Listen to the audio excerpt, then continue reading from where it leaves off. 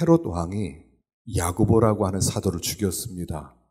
그러니까 유대인들이 굉장히 기뻐했어요. 그걸 보고 유대인들이 기뻐하는구나.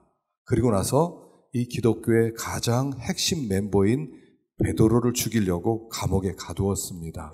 왜냐하면 헤롯이라고 하는 이 사람은 유대 사람이 아니에요. 원래 에돔 사람입니다. 그래서 에서의 후손이에요. 그러니까 이 에돔 사람이 유대인을 다스린다는 것에 대해서 유대인들이 아주 싫어했어요. 헤롯 왕을 아주 싫어하니까 이 헤롯 왕이 나라를 통치하기 위해서 인기를 좀 얻을 필요가 있었어요. 그래서 유대인들을 기뻐하는 일이 뭘까 하고 생각하다가 그래서 야고보를 죽이고 베드로도 죽이려고 했던 것이에요. 그래서 베드로를 잡아서 감옥에 가두었습니다. 감옥에 가두고 내일 죽이기 위해서 준비하는 그 일이 12장에 나온 이야기예요. 자, 1절부터 3절까지 한번 읽어보겠습니다. 1절부터 3절까지 시작. 그때 헤롯 왕이 손을 들어 교회 중에서 몇 사람을 해하려 하여 요한의 형제 야고보를 칼로 죽이니 유대인들이 이 일을 기뻐하는 것을 보고 베드로 잡으려 할세 때는 무교절 기간이라. 자, 우리가 사도행전 공부를 이제 시작을 했는데 사도행전을 보면서 우리가 기억해야 될 거 있어요. 그게 뭐냐면 성령의 역사가 나타날 때는 사탄의 역사도 함께 비례적으로 나타난다는 거예요. 사도행전을 다른 말로 성령 행전이라고 불러요. 왜냐하면 사도들이 일을 하고 역사를 했지만 그 뒤에 성령께서 함께 역사했기 때문에 사도행전을 성령 행전이라고 불러요. 그런데 이름을 하나 더 붙이면 성령 행전인 동시에 마귀 역사 행전이라고도 볼 수가 있어요. 왜냐하면 성령이 역사하는 곳에는 항상 사탄이 역사했기 때문에 그래요. 그렇기 때문에 이 사도행전을 보면 성령의 역사만 나타난 게 아니라 마귀 역사도 함께 나타났다는 것을 볼 수가 있어요. 그래서 사탄의 역사와 성령의 역사는 항상 같이 간다는 것을 알아야 돼요. 성령의 역사가 있고 동시에 마귀의 역사가 있다. 악령의 역사가 있다. 이것을 우리가 기억해야 돼요. 그래서 우리가 지금 살아가는 이 시대 속에 우리는 지금 워타임이에요. 전시예요, 전시. 지금 평안한 것 같지만 겉으로 볼 때는 평안하지만 마귀는 눈에 보이지 않게 역사하기 때문에 우리는 전쟁 중이라는 것을 잊어서는 안 된다는 거예요. 그래서 사도행전을 가만히 보면요. 사도행전 2장에 오순절에 성령이 임했습니다. 그리고 사람들이 방언을 하고 복음을 증거하기 시작합니다. 그러니까 사탄이 조롱을 해요. 저것들 말이야, 술 취한 것들이야. 여기 새술이 취했다 하는 것은 뭐냐면 아주 가난한 사람들이 먹는 술이 새술이에요. 부자들은요 오래된 술을 마시거든요. 새술 취했어. 술주정뱅이야. 술주정뱅에서 저들이 저렇게 방언을 하는 거야 하고 조롱을 했어요. 3장에 들어가서는 안진뱅이 된 사람을 고쳐줬더니 복음이 전파되면서 사람들이 예수를 막 믿게 되니까 유대인들이 사도들을 체포를 했어요. 그리고 신문을 하는 거예요. 너희들이 누구의 이름으로 이 복음을 전하느냐? 당장 입 다물어라. 안 다물면 그냥 두지 않겠다. 그리고 계속 복음을 전하니까 그들을 때렸어요. 매를 많이 때렸어요. 그리고 나서 그들이 풀려났을 때 함께 모여서 하나님 앞에 기도를 해요. 천지의 대주제신 하나님이요, 이 세상에 힘을 합쳐서 하나님을 대적하려고 합니다. 하나님, 이 일을 하감해 주십시오라고 기도할 때 거기에 하나님께서 또 강력하게 역사하는 거예요. 교회가 막 부흥하고 7 집사가 역사를 하니까 사울이라고 하는 청년이 나와서 믿는 사람을 잡아 죽이고 스데반을 죽였어요. 스데반을 죽이니까 하나님께서 역사하셔서 이 사울을 하나님께서 변화시키기도 하고요. 고넬료라고 하는 이방인이 예수를 믿기 시작하니까 할레파 유대인들이 왜 베드로에게 너는 이방인들과 교제하느냐고 힐문을 하고요. 계속 성령의 역사와 마귀 역사는 항상 같이 갔어요. 그래서 우리가 첫째는 이것을 염두에 둬야 되는데 내가 믿음 생활을 하려고 하면 반드시 악령은 역사한다. 내가 하나님을 잘 섬기려고 하면 마귀도 역시 똑같이 역사해서 이 일을 방해할 것이다 하는 것을 알아야 돼요. 특별히 오늘 여기에 보면 야고보와 베드로가 핍박을 당하고 죽임을 당할 처지에 있게 되죠. 마귀는 누구를 공격하면 이 교회를 무너뜨릴 수 있는지, 누구를 공격하면 성령의 역사를 무너뜨릴 수 있는지를 너무나 잘 안다는 거예요. 그래서 야고보를 죽이고 베드로를 죽이기 위해서 준비하고 있다는 거예요. 그러니까 이것을 기억해야 돼요. 내가 마귀의 공격을 많이 받으면 나는 굉장히 중요한 사람인 줄 알아야 돼요. 중요하지 않으면 마귀는 건드리지도 않아요. 중요한 사람만 건드려요. 그래서 그 중요한 사람이 흔들리면 다 흔들려요. 그래서 항상 우리는 마귀가 우리를 공격한다? 눈에 보이지 않는 역사가 있다. 난 시험 들면 안 되겠다. 그리고 마귀 역사가 있을 때는 더 열심히 기도를 해야 돼요. 그러면 성령이 더 강력하게 역사해서 마귀 역사를 결박시켜 주시고 더 놀라운 부흥을 주는 거. 이게 사도행전의 사이클이에요. 성령의 역사, 마귀의 장애, 더 기도할 때 성령이 더 강권적으로 역사해서 부흥이 일어나는 거. 이게 사도행전의 역사였다는 것이에요. 그래서 첫 번째로는요, 우리가 항상 마귀의 공격 아래에 있다.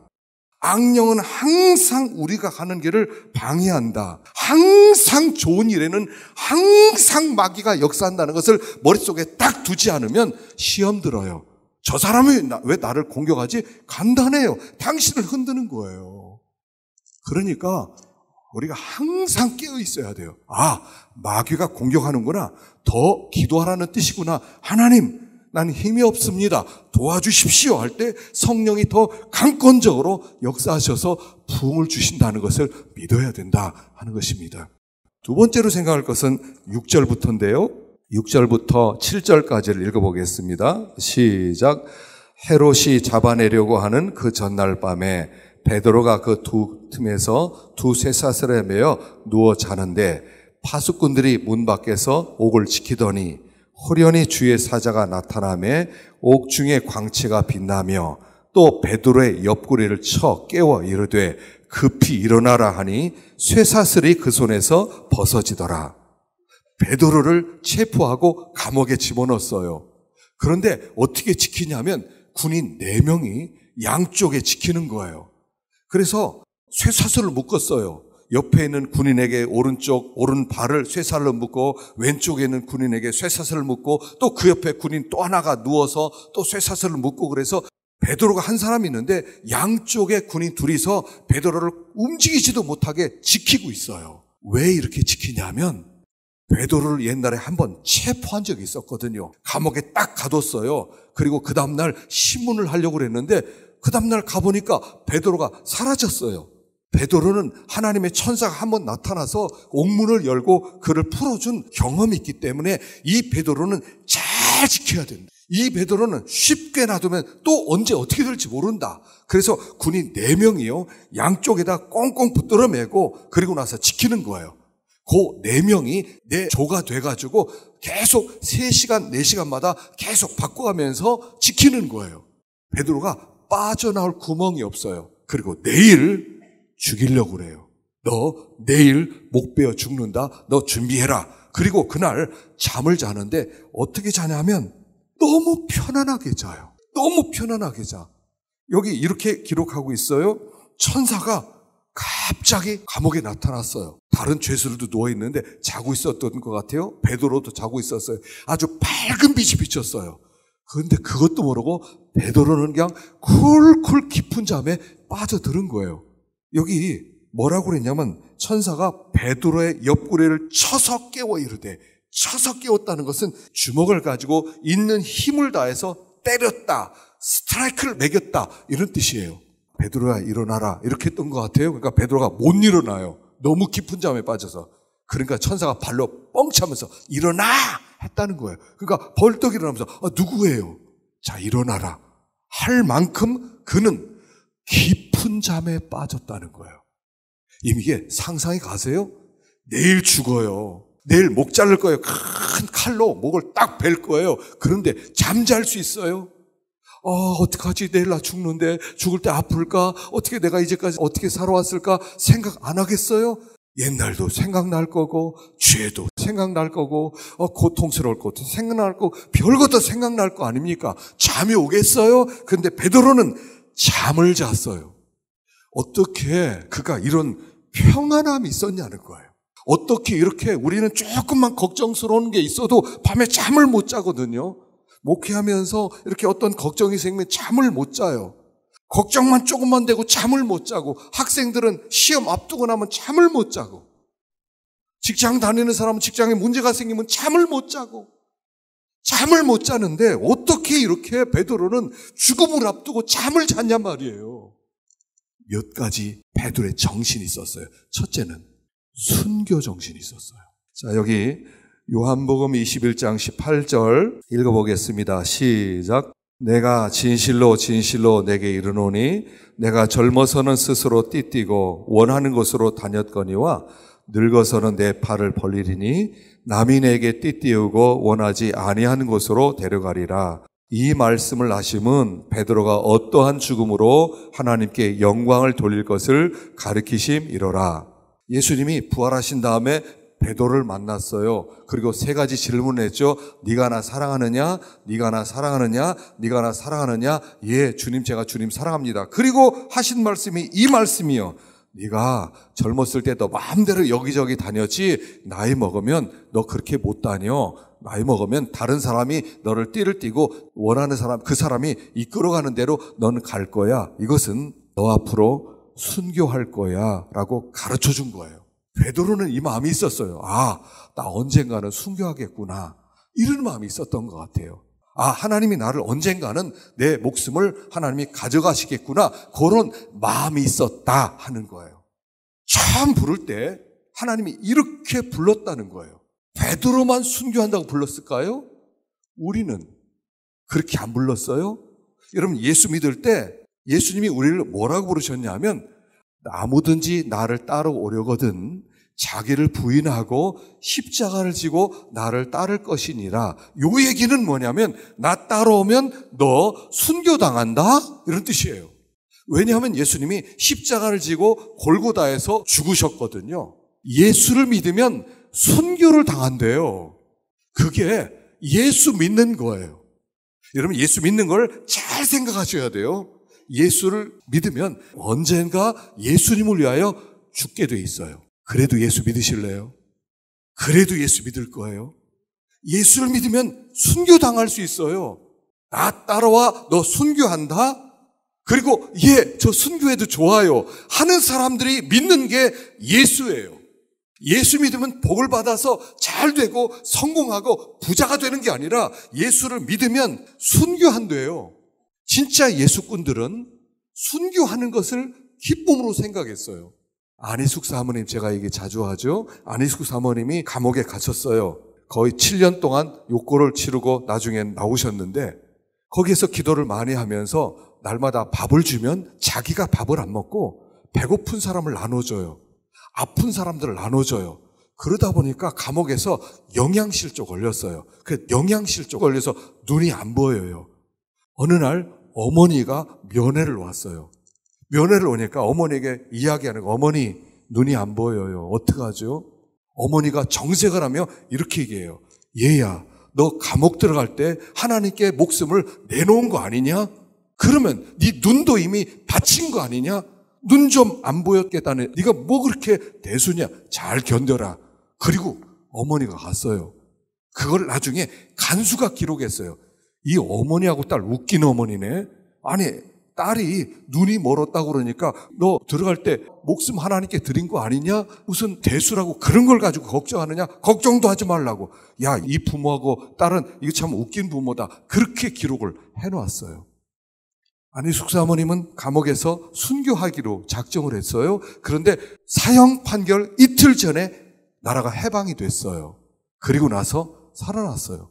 그리고 울었어요. 하나님, 왜 나는 순교 못해요? 하나님, 왜 내 생명은 안 가져가는 거예요?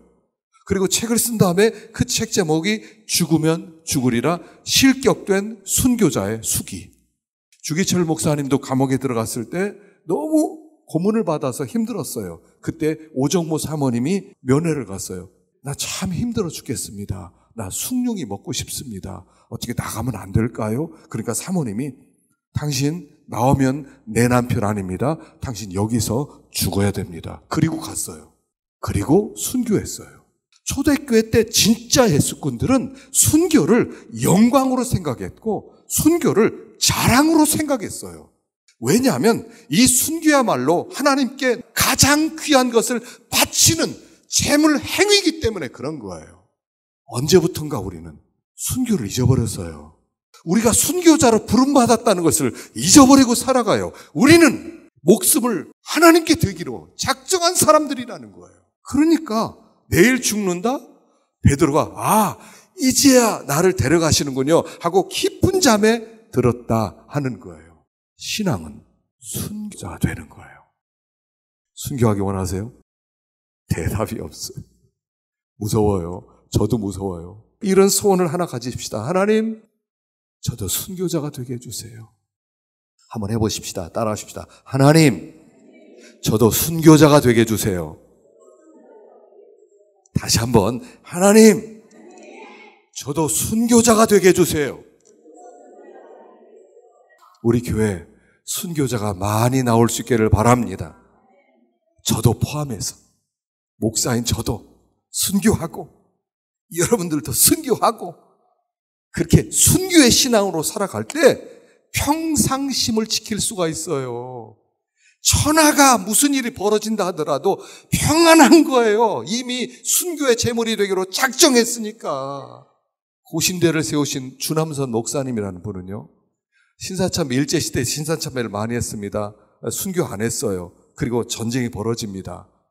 6.25 사변의 전쟁이 벌어지고요. 그리고 6.25 전쟁 때 공산당이 내려와서 거창교회를 지키다가 다른 사람 다 도망갔는데 거창교회를 지키다가 감옥에 들어갑니다. 그때 이렇게 기도했답니다. 하나님, 일제시대 때 안 데려가시더니 이제 저를 데려가시는군요. 감사합니다. 근데 너무 이분이 훌륭하니까 공산당이 참아 죽이지 못하고 내어놨어요. 슬퍼서 나왔대요. 이게 진짜 예수꾼이에요. 진짜 예수꾼들. 두 번째는 재림신앙이에요. 재림신앙. 베드로후서 3장 12절 읽어봅시다. 시작.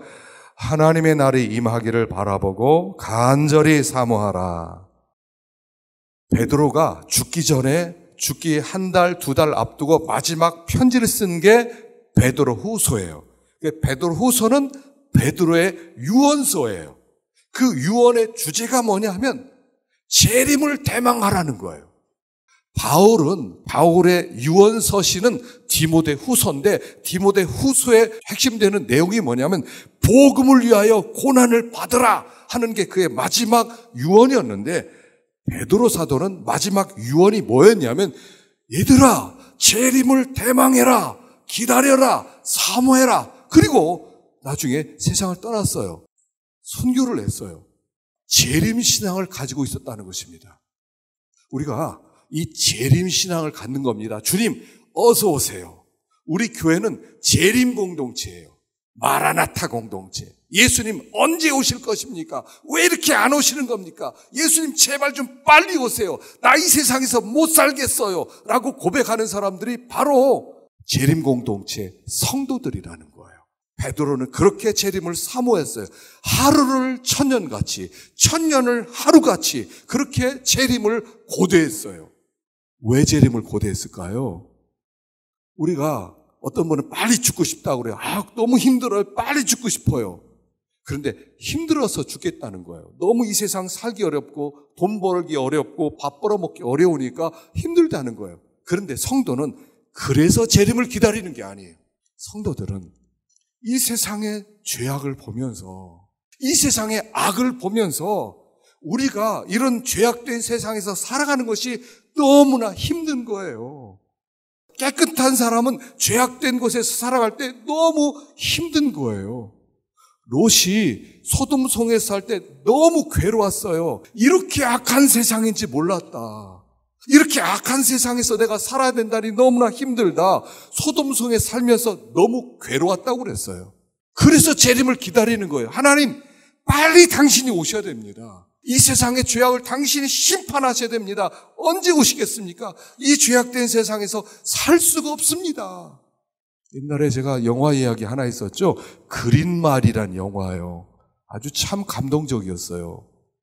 이 그린말이 무슨 뜻이냐면 어떤 사람이 죄를 범해서 사형 판결을 받습니다. 그러면 사형 집행을 받기 위해서 마지막으로 머무는 감옥이 그린마일이에요.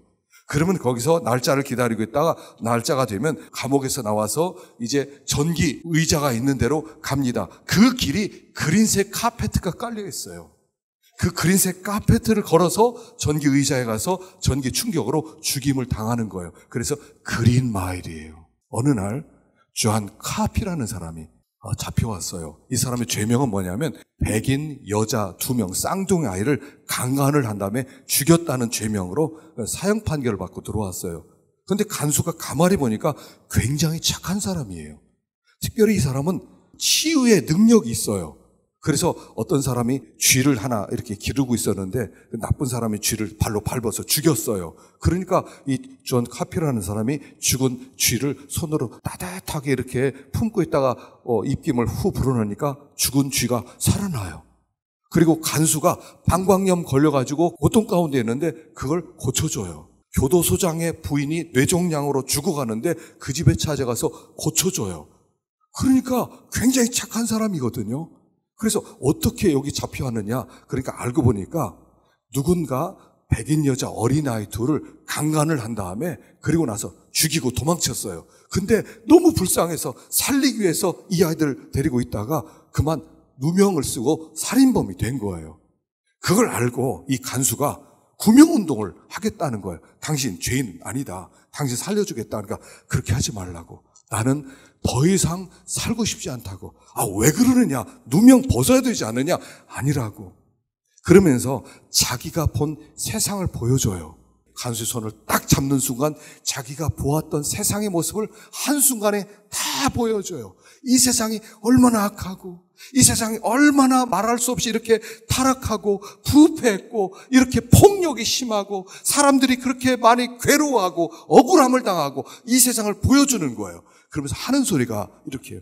나는 폭우 속에 있는 한 마리 참새 같은데 너무 그 비가 많이 와서 내가 괴롭다. 이 세상의 악을 보면서 사는 것이 나는 너무 괴롭다. 차라리 내가 죽는 게 낫다. 그리고 사형 판결을 받고 죽어요.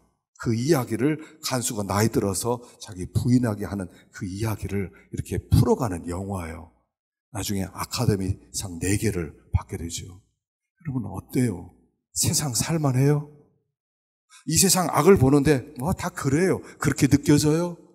그럼 우리가 그렇게 타락해서 그래요. 우리가 깨끗하다면, 우리가 순결하다면 이 세상을 바라보면서 고통을 당해야 되는 거예요. 하나님, 이 악한 세상 언제까지 살아야 됩니까? 하나님, 이 거짓된 세상, 이 부패한 세상 언제까지 살아야 됩니까? 하나님, 저 너무 괴로워요. 하나님, 어서 오세요 하는 것이 재림신앙이라는 거예요. 그냥 하나님, 나 천국 빨리 들어가서 거기서 재밌게 놀게 해주세요. 그런 거 아니에요. 하나님, 이 세상의 죄악을 빨리 하나님 심판하셔야 됩니다.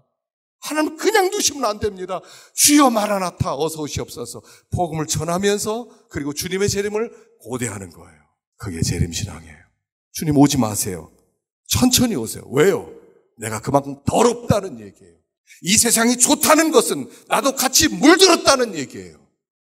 무슨 재림신앙이 있겠어요? 다 그렇잖아요. 하나님 천천히 오세요. 세상 살만해요. 하나님 세상이요 괜찮아요. 돈만 있으면요 즐길 게 너무나 많아요. 하나님 좀 천천히 오세요.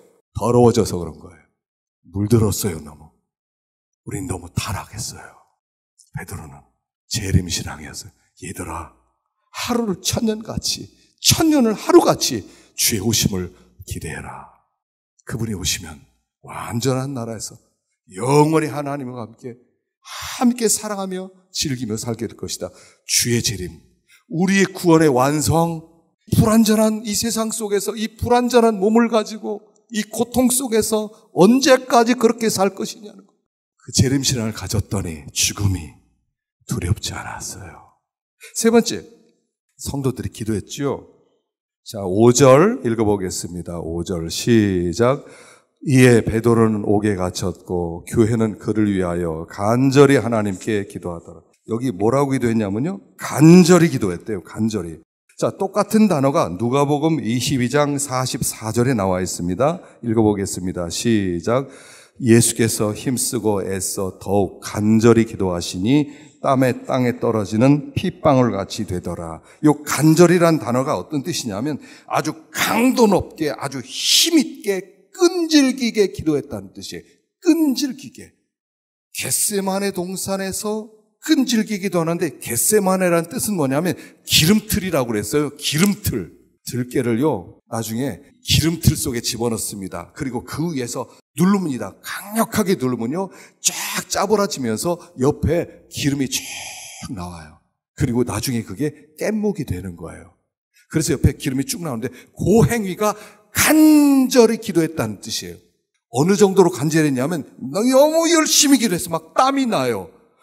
땀이 나중에 핏방울로 변할 만큼 기도하는 것이 간절히 하는 기도예요. 어쩌면 우리는 이렇게 간절히 기도했던 적이 별로 없었을 거예요. 일생 살아가면서 진짜 큰 위기 속에서 하나님께 간절히 기도했던 한두 번 있을까 말까 그런 기도를 베드로가 감옥에 있을 때 성도들이 함께 기도했다는 거예요. 그랬을 때 하나님이 기도 응답으로 첫 번째는 베드로에게 평안한 마음을 주었어요. 두 번째는 하나님이 천사를 보내서 감옥에 있는 베드로를 풀어주셨어요. 여기선 기도하고 있고 하나님은 천사를 보내고, 그리고 천사가 베드로를 깨우는 거예요. 베드로야, 일어나라. 그리고 쇠사들이 풀어줘요. 옷을 입어라. 옷을 입고요, 문이 저절로 열려요. 옆에 간수들이 있어요. 간수들 사이를 지나가는데 간수들이 못 알아봐요. 문이 열리는데, 옥문이 열리는데 간수들이 그냥 못 보고 있어요. 그러니까 환상인가 보다. 그런데 나중에 길거리로 딱 나온 다음에 천사가 사라져버렸어요. 내가 지금 어디야? 길거리 왔네? 하나님이 나를 구했구나 하고 열심히 성도들이 모여있는 다락 마가의 집으로 딱 와보니까 성도들이 간절히 기도하고 있어요. 성도들이 기도하니까 옥문이 열리는 거예요. 기도한다는 것은 이런 뜻이에요. 하나님과 함께 동역한다는 뜻이에요. 나는 기도하면 하나님은 천사를 보내서 베드로를 풀어주시는 거예요. 또 한 가지요. 기도의 응답이 첫 번째는 베드로의 평안함, 두 번째는 베드로를 사자를 풀어주시고, 세 번째는 헤롯을 죽이세요. 나중에 베드로 풀려졌습니다. 이거 베드로 어디 갔느냐? 모르겠는데요. 우리 자는데 그냥 사라졌는데요. 옥문 간수들 모르겠는데요. 우리는 여기 계속 있었는데요. 살아났어요. 그러니까 헤롯이 야, 간수를 다 죽여버려. 다 죽입니다. 그리고 나서 나중에 두로와 시돈 백성들 앞에서 빛나는 옷을 입고 연설을 하니까 헤롯은 신이다. 막 그러니까 나 신 맞아 하다가 하나님이 기록에 의하면 며칠 동안 복통이 일어나다가 세상을 떠났대요. 하나님이 기도의 응답으로 헤롯을 죽이시는 거예요. 성도가 기도하면요, 죽어요. 원수가 죽어요. 히스기야가 기도하니까 사내립 대왕이 18만 5천 명 군대를 이끌고 왔다 하룻밤 사이에 18만 5천 명이 다 죽어버리고 사내립이 혼자 자기의 나라로 돌아갔더니 자기 아들들이 사내립을 죽여요. 다니엘이 사자굴에서 기도했더니 다니엘을 미워했던 사람들 하나님이 다 죽여요. 에스더가 기도했더니 하만을 목매달아 죽여요. 여러분, 성도의 기도는 생명을 다루는 무서운 기도라는 거예요. 우리는 힘이 없어요. 하나님 우리에게 무기를 안 줬어요. 우리는 양이에요. 양은 이빨도 없어요. 물지도 못해요. 발톱도 없어요. 그건 제대로 싸울 수도 없어요. 양은 계속 당하는 게 양이에요. 그러나 양이 한번 기도하면 하나님이 역사하셔서 감옥문에 있는 사람을 풀어내기도 하고 헤롯 대왕 같은 사람을 죽이기도 하고 하나님의 복음이 땅끝까지 선포하는데 하나님이 일하신다는 거예요. 기도예요. 기도는 성도가 가지고 있는 가장 강력한 무기예요. 여러분, 어떤 문제 때문에 고생하세요? 어떤 문제 때문에 고민해왔어요? 어떤 위기가 있어요? 그러면은 최고의 무기를 들어 쓰세요. 하나님, 불쌍히 여겨주세요. 하나님, 자녀가요. 여러분, 우리 아이들도 있고 학생도 있죠. 여러분, 부모 마음이 어떤지 알아요? 자기 자식이요, 가장 좋은 거 주고 싶어요. 비밀이에요. 여기 부모님이 안 계시니까 말씀드리지만, 여러분, 자식이요, 진짜로 원하는 것은 부모님 다 줘요. 여러분 부모님 다 이길 수 있어요. 너무 사랑하니까. 아이들 그러잖아요. 여러분 우리 아이들, 어린아이들 그 부모님이요 그냥 울어요. 애들 이름만 불러도 울어요. 사랑하니까. 그게 하나님이세요. 우리가 하나님께 기도하고 간구한 것은 이미 받은 줄로 믿으라 그랬어요. 교회를 뭐라 불러요? 만민의 기도하는 집이라. 한마디로 교회는 어떤 곳이에요? 만민이 기도하는 집이라. 기도하는 집이래요. 기도하면 하나님이 다 들어주시고 하나님은 기도에 응답을 하시는 분이세요. 혼자 고민하지 말라는 거예요. 혼자 괴로워하지 말라는 거예요. 하나님께 하여간 무시로 하나님께 나가서 주여 불쌍히 여겨주세요. 여러분 기도 제목이요 많이 안 내놔도 돼요. 내 마음 가운데 기도 제목이 있거든요. 기도 제목이 있는데 뭐 이러쿵저러쿵 안 해도 돼요. 아버지 아시죠? 이러면 되는 거예요. 아버지 내 마음 아시죠? 내 마음 아시죠? 이 마음이 답답한 마음 아시죠? 하나님 왜 몰라요? 하나님 사실 이렇고 저렇고 안 해도 돼요. 하나님 아시지요? 그래서요 이 사도행전은 성령행전, 마귀 역사행전, 기도행전이에요. 제가 한번 찾아봤어요. 1장부터 기도라는 말이 얼마나 많이 나오는가. 매장마다 나와요. 1장에 그들이 모여서 전혀 기도에 힘씁니다. 2장에 들어가서 오순절에 그 성령이 임해서 복음을 증거한 다음에 교회가 세워지는데 그들이 모일 때마다 가르치고 기도하였더라. 3장에 베드로와 요한이 기도하러 성전 문으로 들어갈 때 성전 미문에 앉은 사람을 보았고요. 4장에 들어가서는 그들이 붙잡혀서 나오면서 하나님께 천지의 대주제여 하면서 기도할 때 성령이 역사하고요. 5장에서 그들이 매를 맞고 나와가지고 그때 같이 모여서 집에 있든지 밖에 있든지 늘 기도에 힘쓰니라 그렇게 나왔고요. 6장에는 구제 문제가 나왔을 때 7 집사들을 세운 다음에 우리는 말씀과 기도에 전무하리라 이거 나왔고요.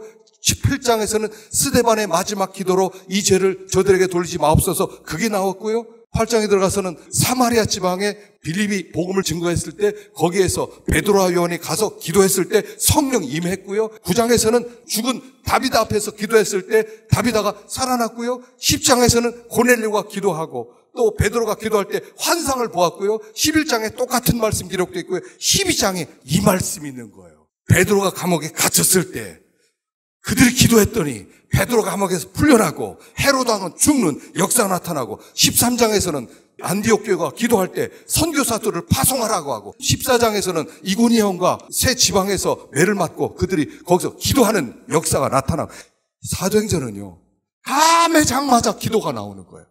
하나님의 복음 기도와 함께 역사하는 거고 기도와 함께 부흥이 일어나는 거고 기도와 함께 하나님이 동행해 주는 거예요. 이게 사도행전이에요. 우리가 사도행전을 공부했는데 기도가 회복되지 않는다면 잘못된 거예요. 기도가 회복될 수 있기를 축원합니다. 기도하는 사람 되기를 축원합니다. 세가족방 공부를 이제 하면서 그중에 질문 하나가 뭐였냐면 이런 게 있어요. 나 죽은 다음에 묘비명에 뭐라고 쓸 것인가? 여러분 죽은 다음에 어떤 사람으로 남기를 원해요? 뭐라고 여러분 묘비명에 이 사람 뭐 하다가 죽은 사람이라고 기록하기를 원해요. 이렇게 쭉 얘기하는데 한 분이 그래요. 저는 기도의 사람 이렇게 썼으면 좋겠습니다. 제가 감동이 받았어요. 아, 그렇지. 일생 기도하다가 세상 떠난 사람. 기도밖에 모르는 사람. 조지 뮬러가요. 5만 번 기도 응답받았대요. 저는 그냥 한 500번만 응답받으면 좋겠어요. 그 이야기는 뮬러는 기도 많이 한 사람이었다는 거예요. 기도 많이 했던 사람이란 뜻이에요. 그리고 기도했던 모든 것들은 응답받는 사람이었다는 거예요. 그런데 기도란 뭐예요? 응답 없는 기도가 어디 있겠어요? 그러니까 기도한 모든 것들은 응답받았다 이런 뜻인데 한마디로 조지 뮬러는 응답받았다는 사람의 초점이 아니라 기도의 사람이었다는데 초점이 있다는 거예요. 기도할 시간이 없을 만큼 바쁘다면 인생 계속 영으로 계속되는 거예요. 하나님의 역사에 뭐 하고 있는 거예요? 기도할 시간도 없어요. 목사님 아시죠? 하나님 아시죠? 저 너무 바쁜 거, 그 기도 못하는 거 이해하시죠? 그 올바른 기도예요? 올바른 기도 아닐 거예요. 기도할 시간마저 없다면 왜 사세요? 짐승처럼 사는 거 아니에요? 배 채우기 위해서 사는 거 아니에요? 무슨 의미를 가지고 살아가요? 마지막 하나님 앞에 떠날 때 무엇을 들고 가실 거예요? 어떤 열매를 내어놓을 거예요? 교회가 간절히 기도했을 때 하나님이 또 더 강력하게 역사해서 강력하게 역사함으로 말미암아 하나님의 교회가 결론 24절에 하나님의 말씀을 흥왕하여 더하더라. 이게 결론이에요. 기도했더니 하나님의 말씀이 흥왕하여 더하더라. 이게 기도의 결론입니다. 여러분, 우리가 기도합시다. 기도에 매진합시다. 기도에 조금 더 많은 시간을 보내봅시다. 우리 하나님께서 들으시고 어떤 역사를 하실지, 우리와 함께 어떤 역사를 하실지 우리는 하나님께서 행하실 일을 감히 짐작도 할 수 없는 것입니다. 그래서 기도의 응답으로 살아가는 우리 교회가 될 수 있기를 간절히 축원합니다. 기도하겠습니다.